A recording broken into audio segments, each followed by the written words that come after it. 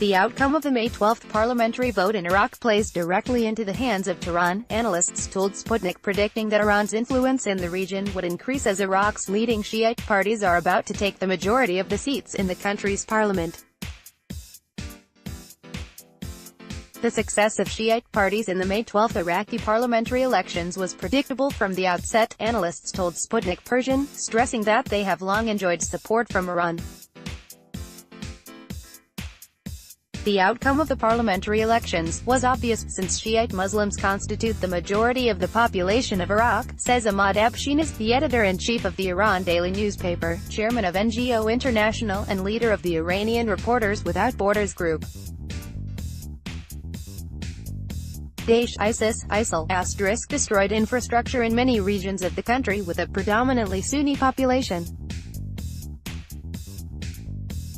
Many residents fled, so, unfortunately, not all of them were able to vote. According to Abshinas, Shiite blocs will take the majority of seats in the country's parliament. However, he believes that it has nothing to do with the party's close ties with Iran. The Iraqi population has long supported pro-Iran political forces in the country. Today, the Iraqis hate the Americans, being frustrated with their policies, the Iranian journalist highlighted. Let's not forget that the Americans killed over 200,000 Iraqis, while 1.5 million people were injured during the U.S. military campaign of 2003 to 2011. Daesh's presence in Iraq has increased the hatred for the U.S. on the part of both Shiite Muslims and Sunnis. The journalist underscored that one should not expect that Iraqis turn to the U.S. in the near future, since they still regard the Americans as invaders and occupants. In contrast, the Iraqi population trusts Tehran. It was the Islamic Republic that provided military aid to the government of Haydar al-Abadi amid its fight against Daesh, Abshinas noted, predicting that the two countries are likely to further boost their collaboration. Boris Dolgov, senior researcher at the Russian Academy of Sciences Center for Arab and Islamic Studies, agrees that Iranian influence continues to grow in Iraq.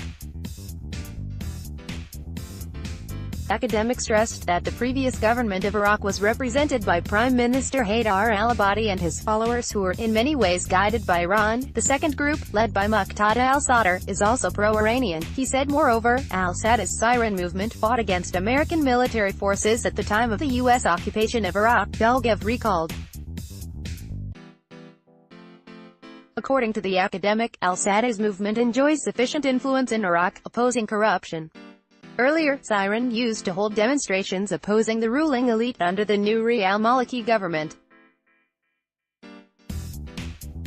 Today, this movement, which has good relations and contacts with Iran, is part of the majority that will be represented in the Iraqi parliament, Dolgov stressed. He noted that Iraq has undergone a serious political crisis triggered by Daesh terror actions and social-economic problems in the country, including corruption and unemployment. The Iraqi Kurdistan independence issue was yet another bone of contention. The aforementioned problems paved the way for new political leaders.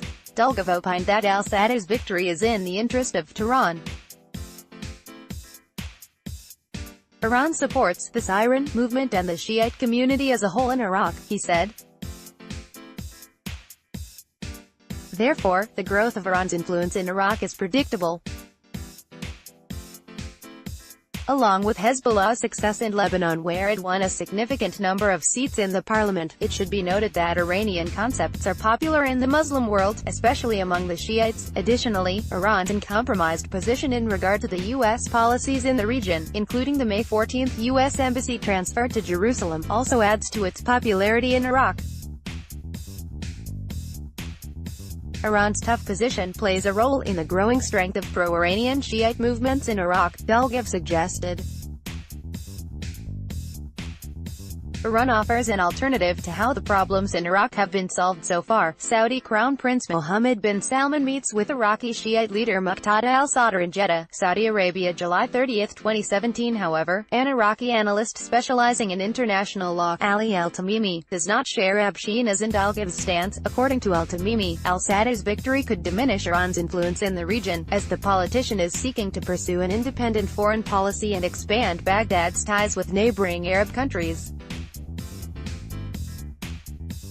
At the same time, it is likely that Washington will try to meddle in the formation of the Iraqi government.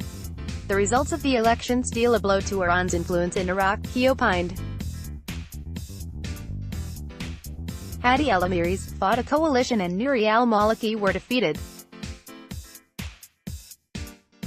Therefore, I think that the Americans will benefit from the elections and they will be able to significantly influence the composition of the future government. Of course, Tehran will not sit idly by but will take every effort to strengthen its influence, with a voter turnout of 44.52%, which amounts to 10.7 million people. Al-Sadr's Iran is likely to get 54 out of 329 seats. The Syrian alliance is leading while the Iran-backed Hadi al-Amiri's Fauda Conquest coalition and al-Abadi's Nasser coalition came in second and third, respectively. Former Prime Minister Nouri al-Maliki, the head of the pro-Iranian State of Law coalition, ranked fourth. Daesh ISIL is a terrorist group banned in Russia. The views and opinions expressed by the contributors do not necessarily reflect those of Sputnik.